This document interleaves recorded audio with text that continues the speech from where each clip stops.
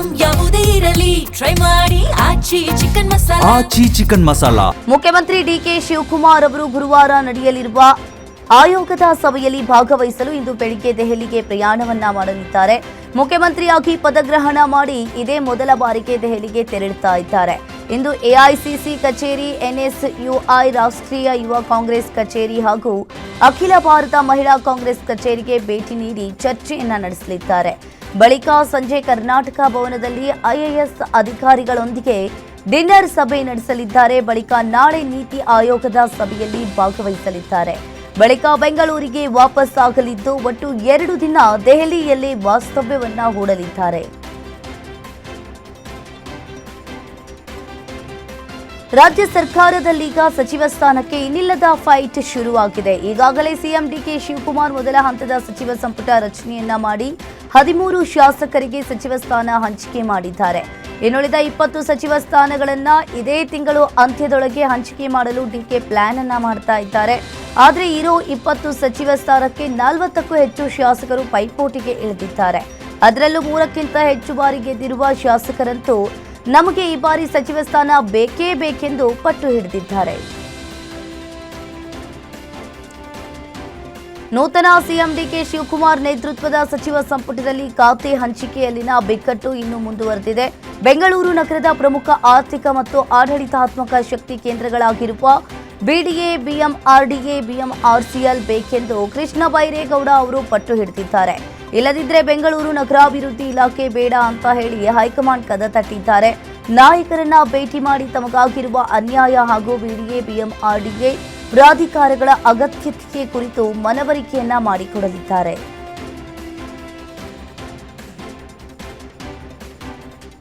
ಇತ್ತ ಆಹಾರ ಇಲಾಖೆ ಮುನಿಯಪ್ಪ ಮುನಿಸು ಕೂಡ ಇನ್ನೂ ತಣ್ಣಗಾಗಿಲ್ಲ. ಆಹಾರ ಬದಲು ಸಮಾಜ ಕಲ್ಯಾಣ ಇಲಾಖೆ ಡಿಸಿಎಂ ಮೇಲೆ ಕಣ್ಣಿಟ್ಟಿರುವ ಅವರು ಈಗಾಗಲೇ ಇವತ್ತು ಏರ್ಪೋರ್ಟ್ನಲ್ಲಿ ಏಕಾಂಗಿಯಾಗಿ ರಾಹುಲ್ ಗಾಂಧಿ ಮುಂದೆ ಡಿಮ್ಯಾಂಡ್ ಇಟ್ಟಿದ್ದಾರೆ. ಈ ಬಗ್ಗೆ ಪ್ರತಿಕ್ರಿಯಿಸಿದ ಅವರು, ನಾನು ಆಹಾರ ಇಲಾಖೆ ಅಧಿಕಾರ ಸ್ವೀಕಾರ ಮಾಡಿದ್ದೇನೆ, ಅಧಿಕಾರಿಗಳ ಸಭೆಯನ್ನ ನಡೆಸಿದ್ದೇನೆ. ಆದರೆ ಖಾತೆ ಬದಲಾವಣೆಗೆ ಹೈಕಮಾಂಡ್ಗೆ ಮನವರಿಕೆ ಮಾಡಿಕೊಟ್ಟಿದ್ದೇನೆ. ರಾಹುಲ್ ಗಾಂಧಿ ಗಮನಕ್ಕೂ ತಂದಿದ್ದೇನೆ. ನನ್ನ ಡಿಮ್ಯಾಂಡ್ ಬಗ್ಗೆ ಏನ್ ಮಾಡ್ತಾರೆ ಅನ್ನೋದು ಅವರ ಇಚ್ಛೆ ಅಂತ ಹೇಳಿದ್ದಾರೆ.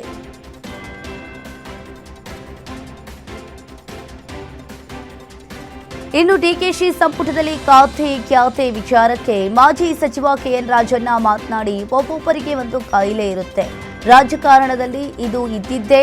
ಬಿಡಿಎ, ಬಿಎಂಆರ್ಡಿಎ ಬಿಟ್ಟು ಖಾತೆ ಕೊಟ್ಟಿದ್ದಾರೆ ಅಂತ ಕೃಷ್ಣ ಬೈರೇಗೌಡರು ಹೇಳಿದ್ದಾರೆ.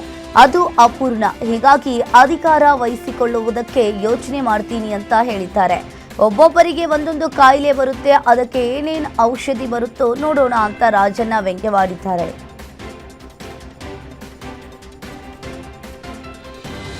ಸಚಿವ ಸ್ಥಾನದ 2ನೇ ಪಟ್ಟಿಗೆ ಬೇಡಿಕೆ ಇದ್ದೇ ಇರುತ್ತದೆ. ಸಚಿವ ಸ್ಥಾನ ಮುಂದುವರಿಕೆ ಬಗ್ಗೆ ಹೈಕಮಾಂಡ್ ತೀರ್ಮಾನ ಮಾಡಲಿದೆ ಅಂತ ಮಾಜಿ ಸಚಿವ ಮಧು ಬಂಗಾರಪ್ಪ ಶಿವಮೊಗ್ಗದಲ್ಲಿ ಪ್ರತಿಕ್ರಿಯೆ ಕೊಟ್ಟಿದ್ದಾರೆ.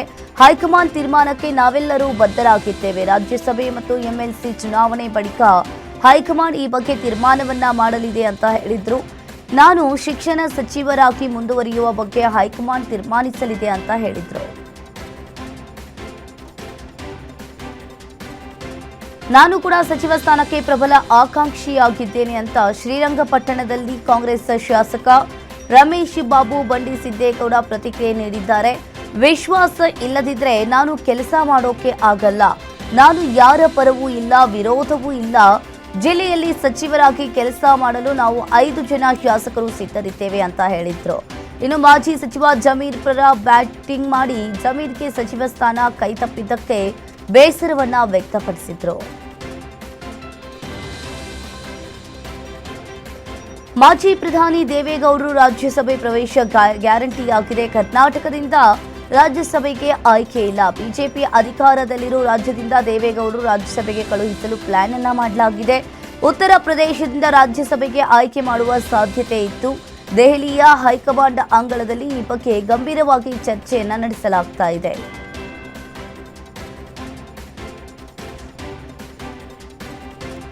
ದೇವೇಗೌಡರಿಗೆ ರಾಜ್ಯಸಭಾ ಟಿಕೆಟ್ ಕೈತಪ್ಪಿದ ವಿಚಾರಕ್ಕೆ ಕೇಂದ್ರ ಸಚಿವ ಎಚ್.ಡಿ. ಕುಮಾರಸ್ವಾಮಿ ಪ್ರತಿಕ್ರಿಯಿಸಿದ್ದಾರೆ.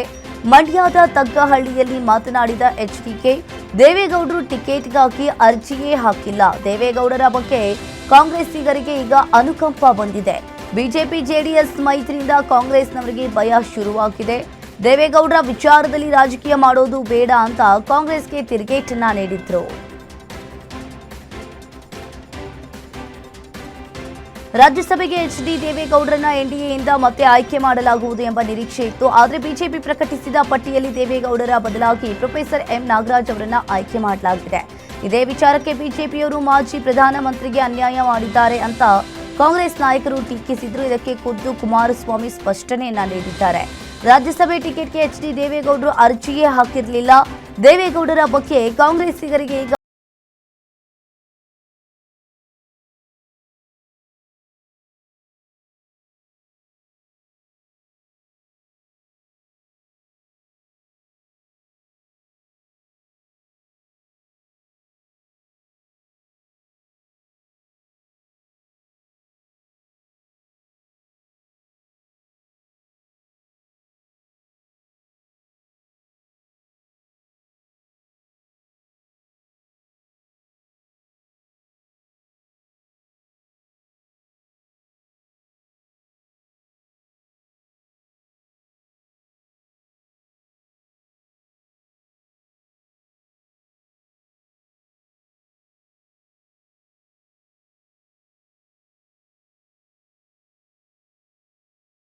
ಸಲಹೆ ನೀಡಲಿ. ಕುಮಾರಸ್ವಾಮಿ 2 ಬಾರಿ ಸಿಎಂ ಆಗಿ ಏನ್ ಮಾಡಿದ್ದಾರೆ ಅಂತ ಪ್ರಶ್ನೆ ಮಾಡಿದ್ದಾರೆ. ಎಲ್ಲದಕ್ಕೂ ಸಾಕ್ಷಿ ಗುಡ್ಡೆ ಕೇಳ್ತಾರೆ. ನಾನೇನು ಮಾಡಿಲ್ಲ, ನನ್ನ ಬಳಿ ಏನು ಸಲಹೆ ಕೇಳ್ತಾರೆ. ಅವರಿಗೆ ಫೋಟೋ ಬೇಕಿದೆ, ಅದಕ್ಕೆ ಎಲ್ಲೆಡೆ ಹೋಗ್ತಾ ಇದ್ದಾರೆ. ಅತಿ ವಿನಯಂ ಧೂರ್ತ ಲಕ್ಷಣಂ ಎಂದು ಹೇಳುವ ಮೂಲಕ ಕೇಂದ್ರ ಸಚಿವರು ವ್ಯಂಗ್ಯವಾಡಿದ್ದಾರೆ. ಪ್ರಿಯಾಂಕ್ ಖರ್ಗೆ ಗೃಹ ಸಚಿವರಾದ ಬೆನ್ನಲ್ಲೇ ಕಾಂಗ್ರೆಸ್ ಬಿಜೆಪಿ ನಡುವೆ ಮತ್ತೆ ಸಂಘರ್ಷ ಜೋರಾಗ್ತಾ ಇದೆ.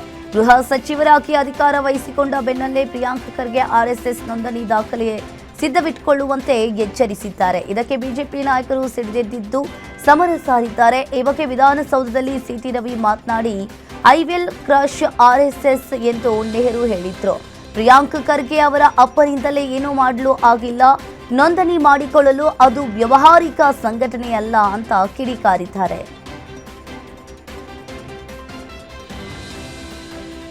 ರಾಜ್ಯದಲ್ಲಿ ಭಾರೀ ಸದ್ದು ಮಾಡಿದ ಬಿಟ್ಕಾಯಿನ್ ಹಗರಣಕ್ಕೆ ಸಂಬಂಧಿಸಿದಂತೆ ತನಿಖೆ ನಡೆಸ್ತಾ ಇರುವ ವಿಶೇಷ ತನಿಖಾ ತಂಡ ನ್ಯಾಯಾಲಯಕ್ಕೆ ಚಾರ್ಜ್ ಶೀಟ್ ಸಲ್ಲಿಕೆ ಮಾಡಿದೆ. ತನಿಖೆ ನಡೆಸಿದ ಎಸ್ಐಟಿ ತಂಡ ಪ್ರಕರಣವನ್ನ ಭೇದಿಸಿ ಅಂತಿಮವಾಗಿ ನ್ಯಾಯಾಲಯಕ್ಕೆ ದೋಷಾರೋಪ ಪಟ್ಟಿ ಸಲ್ಲಿಸಿದೆ. ಈ ಚಾರ್ಜ್ ಶೀಟ್ನಲ್ಲಿ ಅಕ್ರಮದ ಇಂಚಿಂಚು ಮಾಹಿತಿ ಬಿಚ್ಚಿಡಲಾಗಿದೆ. ಇನ್ನು ಸದ್ಯ ಶ್ರೀಕಿ ಹಾಗೂ ರಾಬಿನ್ ಸುಕೇಶ್ ಇವರಿಂದ ಮಾಹಿತಿ ಕಲೆ ಹಾಕಿರೋ ಎಡಿ ಮೊಹಮ್ಮದ್ ನಲ್ಪಾಡ್ಗೆ ವಿಚಾರಣೆಗೆ ಹಾಜರಾಗಲು 3ನೇ ಬಾರಿ ನೋಟಿಸ್ ಜಾರಿ ಮಾಡಿದೆ.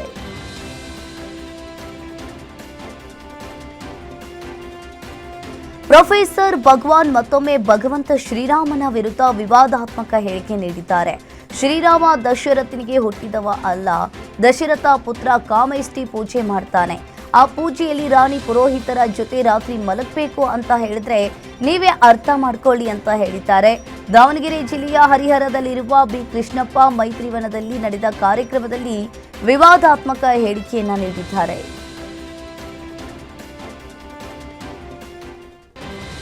ಕಸದ ಸಮಸ್ಯೆ ಉದ್ಭವವಾಗದಂತೆ ಕ್ರಮಕ್ಕೆ ಜಿಬಿಎ ಮುಂದಾಗಿದ್ದು, ಇದು ಗ್ಯಾರಂಟಿ ನ್ಯೂಸ್ನ ಬಿಗ್ ಇಂಪ್ಯಾಕ್ಟ್ ಆಗಿದೆ. ಕಸದ ಗುತ್ತಿಗೆದಾರರ ಸಮಸ್ಯೆ ಆಲಿಸಲು ಬಿಎಸ್ಡಬ್ಲ್ಯೂಎಂಎಲ್ ಮುಂದಾಗಿದ್ದು, ಇಂದು ಮಧ್ಯಾಹ್ನ 3 ಗಂಟೆಗೆ ಘನತ್ಯಾಜ್ಯ ನಿರ್ವಹಣಾ ಮಂಡಳಿ ಸಭೆ ಕರೆದಿದೆ. ಜಿಬಿಎ ಕೇಂದ್ರ ಕಚೇರಿಯಲ್ಲಿ ಗುತ್ತಿಗೆದಾರರ ಜೊತೆ ಮಹತ್ವದ ಸಭೆ ನಡೆಯಲಿದೆ. ಸಭೆ ಕರೆಯದಿದ್ರೆ ತ್ಯಾಜ್ಯ ವಿಲೇವಾರಿ ಸ್ಥಗಿತಗೊಳಿಸೋ ಸಂಘ ಎಚ್ಚರಿಕೆಯನ್ನ ನೀಡಿತ್ತು. ಗುತ್ತಿಗೆದಾರರ ಎಚ್ಚರಿಕೆ ಬೆನ್ನಲ್ಲೇ ಜಿಬಿಎ ಅಲರ್ಟ್ ಆಗಿದೆ.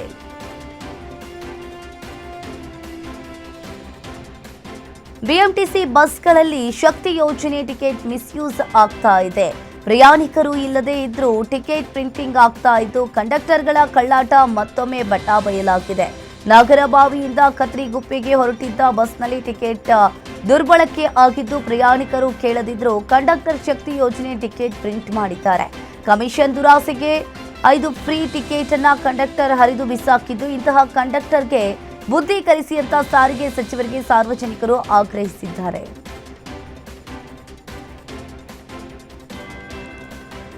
ಯುವ ಕಾಂಗ್ರೆಸ್ ರಾಜ್ಯ ಪ್ರಧಾನ ಕಾರ್ಯದರ್ಶಿ ಫೈರೋಜ್ ಪಠಾಣ್ ಹತ್ಯೆಗೆ ಸಂಬಂಧಿಸಿದ ಆರೋಪಿ ಮೈನುದ್ದೀನ್ ನದಾಬ್ಗೆ ಹುಬ್ಬಳ್ಳಿಯ ಕಿಮ್ಸ್ ಆಸ್ಪತ್ರೆಯಲ್ಲಿ ರಾಜ್ಯಾತಿಥ್ಯ ನೀಡಲಾಗ್ತಾ ಇದೆ ಎಂಬ ಆರೋಪ ಕೇಳಿಬಂದಿದೆ. ಹುಬ್ಬಳ್ಳಿಯ ಕಿಮ್ಸ್ ಆಸ್ಪತ್ರೆಯಲ್ಲಿ ರಾಜಾರೋಷವಾಗಿ ಕೊಲೆ ಆರೋಪಿ ಮೊಬೈಲ್ನಲ್ಲಿ ಬ್ಯುಸಿಯಾಗಿದ್ದಾನೆ. ಕೊಲೆ ಆರೋಪಿಗೆ ಮೊಬೈಲ್ ಸಿಕ್ಕಿದ್ದು ಹೇಗೆ, ಕೊಟ್ಟಿದ್ಯಾರು ಎಂಬ ಪ್ರಶ್ನೆ ಮೂಡಿದೆ. ವಿಡಿಯೋ ಕಾಲ್ ಮಾಡ್ತಾ ಇರುವ ದೃಶ್ಯ ಮೊಬೈಲ್ನಲ್ಲಿ ಸೆರೆಯಾಗಿದೆ.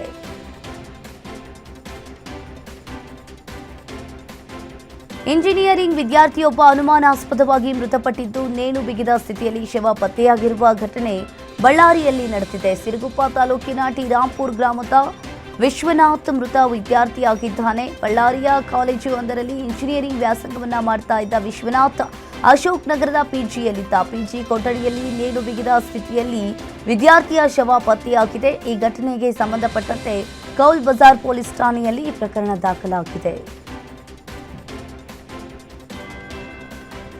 ನೆಲಮಂಗಲದಲ್ಲಿ ರೈತರ ನಿದ್ದೆ ಕೆಡಿಸಿದ್ದ ಹಸುಗಳ ಕೊನೆಗೂ ಲಾಕ್ ಆಗಿದ್ದಾನೆ. ಕಳೆದ ಒಂದು ವರ್ಷದಲ್ಲಿ 20ಕ್ಕೂ ಹೆಚ್ಚು ಹಸು ಕದ್ದಿದ್ದಾನೆ. ಕದ್ದ ಹಸುಗಳನ್ನು ಕಡಿಮೆ ಬೆಲೆಗೆ ಮಾರಾಟ ಮಾಡ್ತಾ ಇದ್ದ.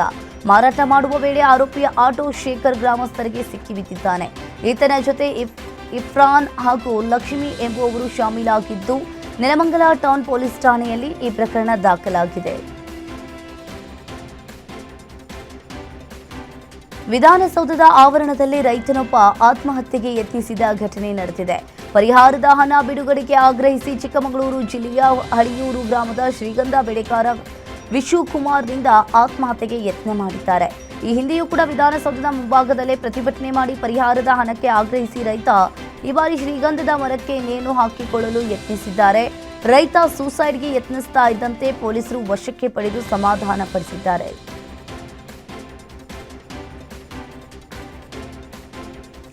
ಯಾದಗಿರಿ ಸುತ್ತಮುತ್ತಲಿನ ಪ್ರದೇಶಗಳಲ್ಲಿ ಸುರಿದ ಧಾರಾಕಾರ ಮಳೆಯಿಂದಾಗಿ ಕೆಲವು ದೇವಸ್ಥಾನಗಳು, ಪ್ರಮುಖ ರಸ್ತೆಗಳು ಜಲಾವೃತಗೊಂಡಿವೆ. ಭಾರೀ ಮಳೆಯಿಂದ ಹುಣಸಗಿ ತಾಲೂಕಿನ ತೆಗ್ಗಳ್ಳಿ ಗ್ರಾಮದ ಹೊರಭಾಗದ ಜಕ್ಕಮ್ಮ ದೇಗುಲಕ್ಕೆ ಜಲ ದಿಗ್ಬಂಧನವಾಗಿದೆ. ತೆಗ್ಗಳ್ಳಿ ಹಾಗೂ ಯಡ್ಡಹಳ್ಳಿ ಸಂಪರ್ಕ ರಸ್ತೆ ಜಲಾವೃತಗೊಂಡಿದ್ದು, ವಾಹನ ಸವಾರರು ಪರದಾಟವನ್ನ ನಡೆಸಿದ್ರು. ಉಕ್ಕಿ ಹರಿದ ಹಳ್ಳ ನೀರಿನ ರಭಸಕ್ಕೆ ಐಪಿ ಸೆಟ್ಗಳು ಕೊಚ್ಚಿ ಹೋಗಿವೆ. ಬಾಗಲಕೋಟೆ ಜಿಲ್ಲೆಯಲ್ಲಿ ಮುಂಗಾರು ಮಳೆ ಆರ್ಭಟ ಮುಂದುವರೆದಿದೆ. ಭಾರೀ ಮಳೆಗೆ ರಸ್ತೆಗಳು ನದಿಯಂತಾದ ಹಿನ್ನೆಲೆಯಲ್ಲಿ ವಾಹನ ಸವಾರರು ಕಂಗಾಲಾದರು. ವಿದ್ಯಾಗಿರಿ, ನವನಗರ ಸೇರಿದಂತೆ ಹಲವು ಭಾಗಗಳಲ್ಲಿ ಮಳೆಯಾಗಿದ್ದು, ಮುಂಗಾರು ಮಳೆಯಿಂದಾಗಿ ರೈತರಲ್ಲಿ ಸಂತಸ ಮೂಡಿದೆ.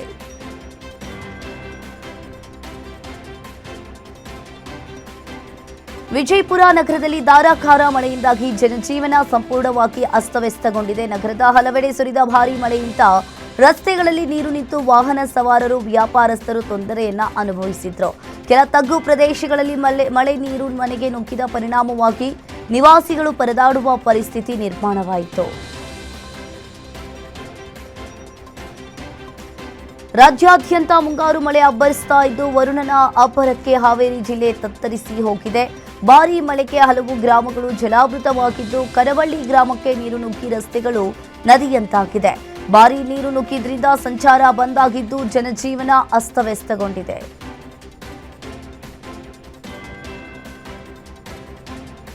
ಭಾರೀ ಮಳೆಗೆ ಉತ್ತರ ಕನ್ನಡ ಜಿಲ್ಲೆಯ ಭಟ್ಕಳದ ವೆಂಕಟಾಪುರದಲ್ಲಿ ವೃದ್ಧ ದಂಪತಿ ಮನೆಗೆ ಚರಂಡಿ ನೀರು ನುಗ್ಗಿ ಅಪಾರ ಹಾನಿಯಾಗಿದೆ.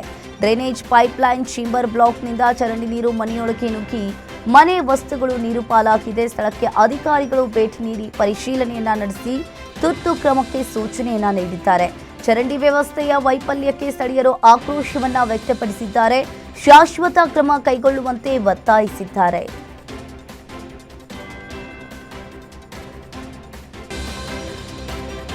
ಶಿವಮೊಗ್ಗ ಜಿಲ್ಲೆಯಾದ್ಯಂತ ಭಾರೀ ಮಳೆಯಾಗ್ತಾ ಇದ್ದು, ಹವಾಮಾನ ಇಲಾಖೆ 2 ದಿನ ರೆಡ್ ಅಲರ್ಟ್ ಅನ್ನು ಘೋಷಿಸಿದೆ. 2 ದಿನದಿಂದ ಮಾಯವಾಗಿದ್ದ ಮಳೆ ಈಗ ಆರಂಭವಾಗಿದ್ದು, ಜಿಟಿ ಮಳೆಗೆ ಶಿವಮೊಗ್ಗ ಈಗ ತಂಪು ಕೂಲಾಗಿದೆ.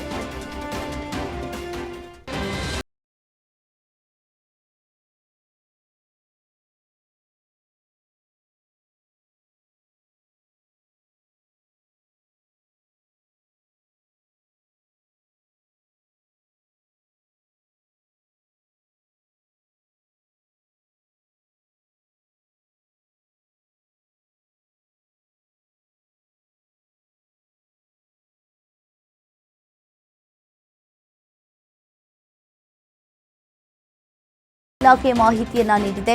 ಇನ್ನು ಕರಾವಳಿ ಜಿಲ್ಲೆಗಳಲ್ಲಿ ವ್ಯಾಪಕವಾದ ಮಳೆಯಾಗಿದೆ. ಉತ್ತರ ಹಾಗೂ ದಕ್ಷಿಣ ಒಳನಾಡಿನ ಕೆಲವೆಡೆ ಸಾಧಾರಣ ಮಳೆಯಾಗಿದೆ. ಉತ್ತರ ಕನ್ನಡ ಜಿಲ್ಲೆಯಲ್ಲಿ ಭಾರೀ ಮಳೆಯಾಗಿದೆ. ಉಡುಪಿ ಉತ್ತರ ಕನ್ನಡ ಜಿಲ್ಲೆಯಲ್ಲಿ ಭಾರೀ ಮಳೆ ಮುನ್ಸೂಚನೆಯನ್ನ ನೀಡಿದೆ. ಬೆಳಗಾವಿ, ಧಾರವಾಡ, ಹಾವೇರಿ, ಬೀದರ್, ಕಲಬುರಗಿ, ಯಾದಗಿರಿ, ಶಿವಮೊಗ್ಗ, ಚಿಕ್ಕಮಗಳೂರು, ಹಾಸನ ಸೇರಿದಂತೆ ಹಲವು ಜಿಲ್ಲೆಗಳಲ್ಲಿ ಯೆಲ್ಲೋ ಅಲರ್ಟ್ ಅನ್ನು ಘೋಷಿಸಲಾಗಿದೆ. ಬೆಂಗಳೂರಿನಲ್ಲೂ 3 ದಿನ ಸಾಧಾರಣ ಮಳೆಯಾಗುವ ಸಾಧ್ಯತೆ ಇದೆ. ಮುಂಬರುವ ರಾಜ್ಯಸಭಾ ಚುನಾವಣೆಯಲ್ಲಿ ಅಡ್ಡ ಮತದಾನ ಮತ್ತು ಆಪರೇಷನ್ ಕಮಲದ ಭೀತಿಯಿಂದಾಗಿ ಬೆಂಗಳೂರಿಗೆ ಬರಬೇಕಿದ್ದ ಶಾಸಕರ ಟ್ರಿಪ್ ಕ್ಯಾನ್ಸಲ್ ಆಗಿದೆ. ಕೊನೆ ಕ್ಷಣದಲ್ಲಿ ಮಧ್ಯಪ್ರದೇಶ ಕಾಂಗ್ರೆಸ್ ಶಾಸಕರ ಆಗಮನ ರದ್ದು ಮಾಡಲಾಗಿದೆ. ಮಧ್ಯಪ್ರದೇಶದಿಂದ ರಾಜ್ಯಸಭೆಗೆ ಆಯ್ಕೆ ವಹಿಸಿದ್ದ ಮೀನಾಕ್ಷಿ ನಟರಾಜನ್ ಅವರ ನಾಮಪತ್ರ ಮಧ್ಯಪ್ರದೇಶದ ಭೋಪಾಲ್ ಚುನಾವಣಾ ಅಧಿಕಾರಿಯಿಂದ ತಿರಸ್ಕೃತಗೊಂಡ ಹಿನ್ನೆಲೆಯಲ್ಲಿ ಭೋಪಾಲ್ನಿಂದ ಬೆಂಗಳೂರಿಗೆ ಆಗಮಿಸಬೇಕಿದ್ದ ಫ್ಲೈಟ್ ಕ್ಯಾನ್ಸಲ್ ಆಗಿದೆ. ಮಧ್ಯಪ್ರದೇಶದಲ್ಲಿ ಕಾಂಗ್ರೆಸ್ಗೆ ದೊಡ್ಡ ಆಘಾತವೇ ಎದುರಾಗಿದೆ. ಕಾಂಗ್ರೆಸ್ ಅಭ್ಯರ್ಥಿಯಾಗಿ ರಾಜ್ಯಸಭೆ ಚುನಾವಣೆಗೆ ನಾಮಪತ್ರ ಸಲ್ಲಿಸಿದ್ದ ಮೀನಾಕ್ಷಿ ನಟರಾಜನ್ ಅವರ ನಾಮಪತ್ರವನ್ನ ಚುನಾವಣಾ ಅಧಿಕಾರಿ ತಿರಸ್ಕರಿಸಿದ್ದಾರೆ. ಇದರಿಂದ ಚುನಾವಣೆಗೂ ಮೊದಲೇ ಕಾಂಗ್ರೆಸ್ಗೆ ಭಾರೀ ಹಿನ್ನಡೆಯಾಗಿದೆ. ಮಧ್ಯಪ್ರದೇಶದಿಂದ ರಾಜ್ಯಸಭೆಗೆ ಆಯ್ಕೆ ಬಯಸಿದ್ದ ಮೀನಾಕ್ಷಿ ನಟರಾಜನ್ ಅವರ ನಾಮಪತ್ರ ಮಧ್ಯಪ್ರದೇಶದ ಭೋಪಾಲ್ ಚುನಾವಣಾ ಅಧಿಕಾರಿಯಿಂದ ತಿರಸ್ಕೃತಗೊಂಡಿದೆ.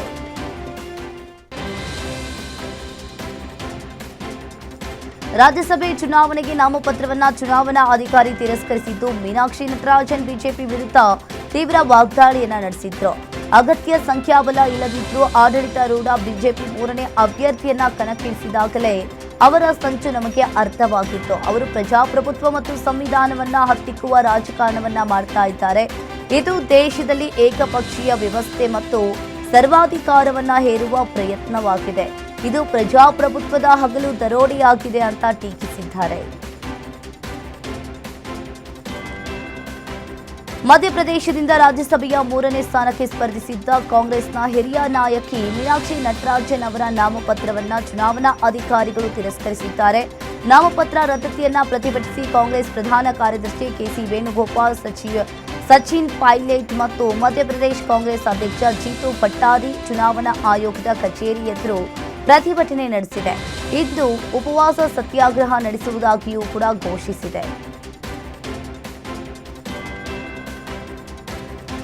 ಭಾರತದ ಪ್ರಧಾನಿಯಾಗಿ ಅತ್ಯಂತ ಯಶಸ್ವಿಯಾಗಿ ಗೌರವಾನ್ವಿತವಾಗಿ 12 ವರ್ಷಗಳ ಸುದೀರ್ಘ ಅಧಿಕಾರದ ಅವಧಿಯನ್ನ ಪೂರ್ಣಗೊಳಿಸಿದ ಐತಿಹಾಸಿಕ ಸಂದರ್ಭದಲ್ಲಿ ಪ್ರಧಾನಿ ನರೇಂದ್ರ ಮೋದಿ ಅವರು ದೇಶದ ಜನತೆಗೆ ಭಾವುಕ ಕೃತಜ್ಞತೆಯ ಸಂದೇಶವೊಂದನ್ನು ಹಂಚಿಕೊಂಡಿದ್ದಾರೆ.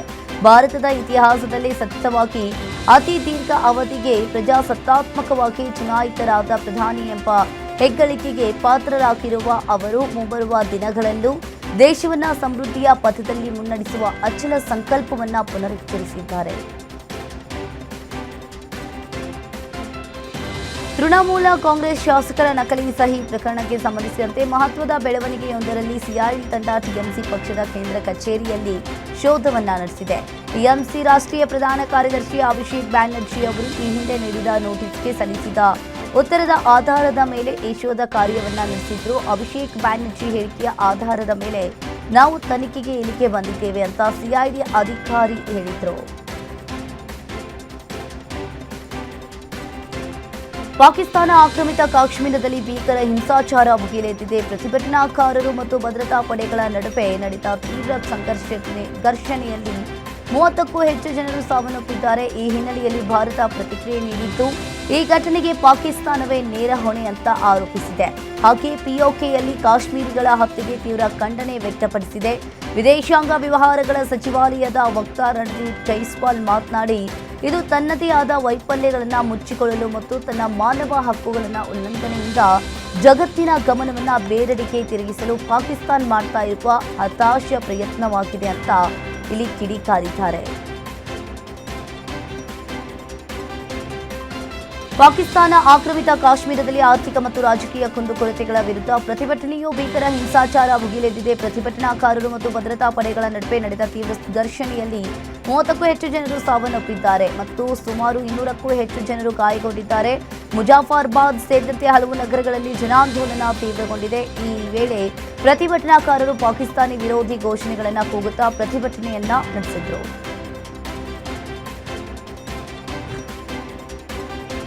ಪ್ರಧಾನಿ ನರೇಂದ್ರ ಮೋದಿ ಕುವೈತ್ ರಾಜ್ಯದ ಅಮೀರ್ ಶೇಖ್ ಮಿಶಾಲ್ ಅಲ್ ಅಹ್ಮದ್ ಅಲ್ ಜಾಬರ್ ಅಲ್ ಸಬಾ ಅವರೊಂದಿಗೆ ದೂರವಾಣಿ ಸಂಭಾಷಣೆಯನ್ನ ನಡೆಸಿದ್ರು. ಈ ಸಂದರ್ಭದಲ್ಲಿ ಇಬ್ಬರು ನಾಯಕರು ಪಶ್ಚಿಮ ಏಷ್ಯಾದಲ್ಲಿ ಬೆಳೀತಾ ಇರುವ ಭದ್ರತಾ ಪರಿಸ್ಥಿತಿಯ ಕುರಿತು ಚರ್ಚೆಯನ್ನ ಮಾಡಿದ್ರು. ಪಶ್ಚಿಮ ಏಷ್ಯಾ ಪ್ರದೇಶದಲ್ಲಿ ಉದ್ವಿಗ್ನತೆ ಹೆಚ್ಚುತ್ತಾ ಇರುವ ಮಧ್ಯೆ ಈ ಇಬ್ಬರು ನಾಯಕರ ನಡುವಿನ ಮಾತುಕತೆ ನಡೆದಿದೆ. ಈ ಕಷ್ಟದ ಸಮಯದಲ್ಲಿ ಭಾರತವು ಕುವೈತ್ನ ಭದ್ರತೆ ಮತ್ತು ಸ್ಥಿರತೆಯ ಪರವಾಗಿ ದೃಢವಾಗಿ ನಿಲ್ಲುತ್ತದೆ ಅಂತ ಹೇಳಿ ಅವರು ಭರವಸೆಯನ್ನ ನೀಡಿದ್ರು.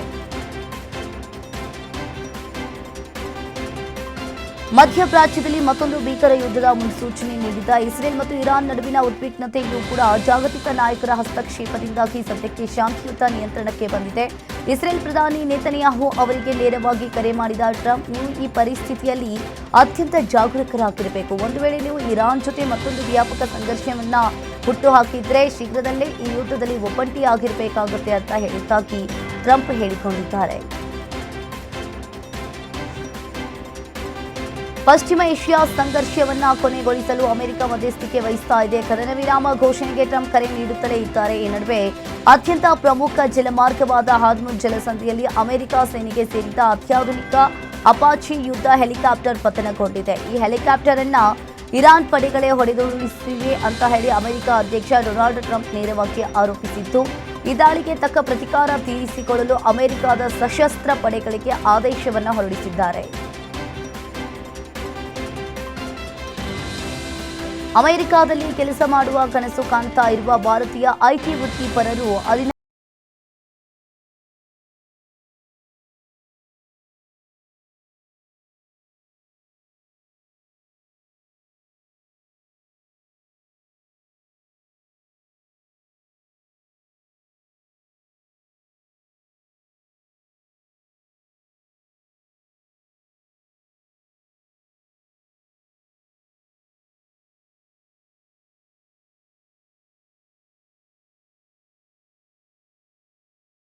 ಶ್ರೀಲಂಕಾ ಎ ತಂಡದ ವಿರುದ್ಧ 8 ರನ್ಗಳ ಜಯ ಸಾಧಿಸಿತು.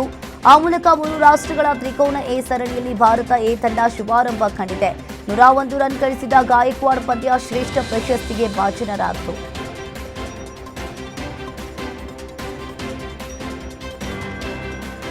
ಭಾರತ ಎ, ಶ್ರೀಲಂಕಾ ಎ ಮತ್ತು ಅಫ್ಘಾನಿಸ್ತಾನ ಎ ತಂಡಗಳ ನಡುವಿನ ಏಕದಿನ ತ್ರಿಕೋನ ಸರಣಿಯೂ ಕೂಡ ಶ್ರೀಲಂಕಾದ ದಂಬಾಲಾದಲ್ಲಿ ನಡೀತಾ ಇದೆ. ಈ ಸರಣಿಯ ಮೊದಲ ಪಂದ್ಯದಲ್ಲಿ ಭಾರತ ಎ ಮತ್ತು ಶ್ರೀಲಂಕಾ ಎ ತಂಡಗಳು ಮುಖಾಮುಖಿಯಾಗಿವೆ. ಈ ಪಂದ್ಯದಲ್ಲಿ ಟೀಂ ಇಂಡಿಯಾ ದಾಂಡಿಗ ಋತುರಾಜ್ ಗಾಯಕ್ವಾಡ್ ಆಕರ್ಷಕ ಶತಕ ಬಾರಿಸಿ ಮಿಂಚಿದ್ದಾರೆ.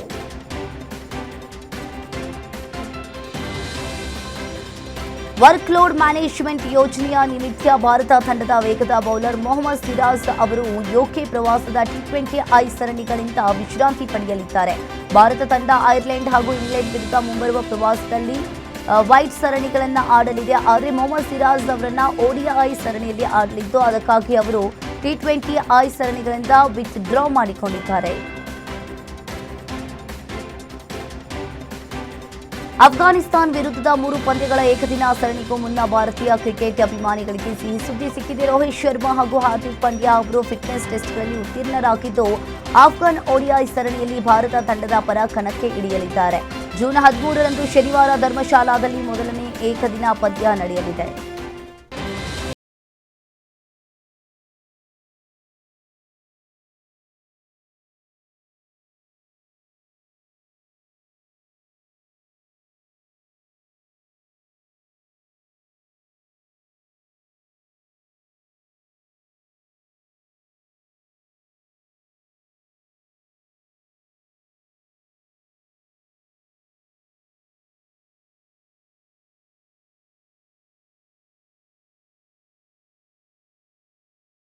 ಪೊಲೀಸರು ನಟಿ ಸನ್ನಿ ಲಿಯೋನಿಗೆ ನೋಟಿಸ್ ನೀಡಿದ್ದಾರೆ. ಹೆಚ್ಚಿನ ಬಡ್ಡಿ ಕೊಡುವುದಾಗಿ ಆಮಿಷವೊಡ್ಡಿ ಸಾವಿರಾರು ಹೂಡಿಕೆದಾರರಿಗೆ ಕೋಟ್ಯಾಂತರ ರೂಪಾಯಿ ವಂಚಿಸಿರುವ ಬೆಳಗಾವಿಯ ಶಿವಂ ಅಸೋಸಿಯೇಟ್ಸ್ ಬಹುಕೋಟಿ ಹಗರಣಕ್ಕೆ ಸಂಬಂಧಿಸಿದಂತೆ ಬಾಲಿವುಡ್ ನಟಿ ಸನ್ನಿ ಲಿಯೋನ್ ಅವರಿಗೆ ಕರ್ನಾಟಕ ಅಪರಾಧ ತನಿಖಾ ಇಲಾಖೆ ನೋಟಿಸ್ ಜಾರಿ ಮಾಡಿದೆ.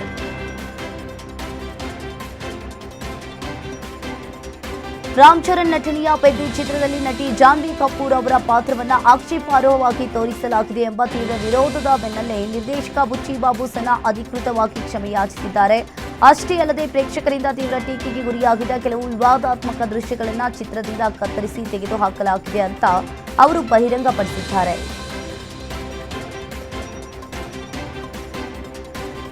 ನಟ ರಾಮ್ ಚರಣ್ ಅವರ ಪೆದ್ದಿ ಸಿನಿಮಾ ಬಾಕ್ಸ್ ಆಫೀಸ್ನಲ್ಲಿ ಉತ್ತಮ ಪ್ರದರ್ಶನವನ್ನ ನೀಡ್ತಾ ಇದೆ. ಈ ಚಿತ್ರಕ್ಕೆ ವಿಮರ್ಶಾತ್ಮಕವಾಗಿ ಉತ್ತಮ ಪ್ರಶಂಸೆ ವ್ಯಕ್ತವಾಗ್ತಾ ಇದೆ.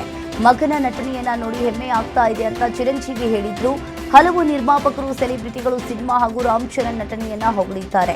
ಇದೀಗ ಅಲ್ಲು ಅರ್ಜುನ್ ಕೂಡ ಪೆದ್ದಿ ಸಿನಿಮಾ ನೋಡಿ ತಮ್ಮ ಅಭಿಪ್ರಾಯವನ್ನ ವ್ಯಕ್ತಪಡಿಸಿದ್ದಾರೆ.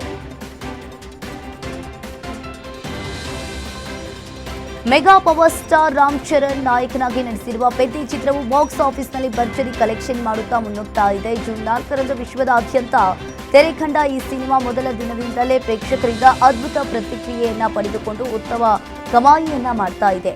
ಸದ್ಯ ಈ ಚಿತ್ರವು ಕೇವಲ 5 ದಿನಗಳಲ್ಲಿ ಹೊಸ ಇತಿಹಾಸ ಸೃಷ್ಟಿಸಿದ್ದು ವಿಶ್ವದಾದ್ಯಂತ ಒಟ್ಟು 315 ಕೋಟಿ ರೂಪಾಯಿಗಳನ್ನ ಬಾಚಿಕೊಂಡಿದೆ. ದುರಂಧರ್ ದಿ ರಿವೆಂಜ್ ಸಿನಿಮಾ ಕೆಲ ದಿನಗಳ ಹಿಂದಷ್ಟೇ ಜಿಯೋ ಹಾಟ್‌ಸ್ಟಾರ್ನಲ್ಲಿ ಬಿಡುಗಡೆಯಾಗಿದೆ. ಬಾಕ್ಸ್ ಆಫೀಸ್ನಲ್ಲಿ ದಾಖಲೆಗಳನ್ನು ಬರೆದ ಈ ಸಿನಿಮಾ ಇದೀಗ OTTಯಲ್ಲೂ ದಾಖಲೆ ಬರೆದಿದೆ. ದುರಂಧರ್ 2 ಸಿನಿಮಾ OTTಯಲ್ಲಿ ಬಿಡುಗಡೆಯಾದ ಮೊದಲ ವಾರಾಂತ್ಯದಲ್ಲೇ 5 ಕೋಟಿ ವೀಕ್ಷಕರನ್ನ ತಲುಪಿದೆ. ಇದು ಚಿತ್ರಮಂದಿರಗಳಲ್ಲಿ ಮೊದಲ ವಾರಾಂತ್ಯದಲ್ಲಿ ದುರಂಧರ್ 2 ವೀಕ್ಷಕರ ಸಂಖ್ಯೆಗಿಂತ ಸುಮಾರು 5 ಪಟ್ಟು ಹೆಚ್ಚಾಗಿದೆ.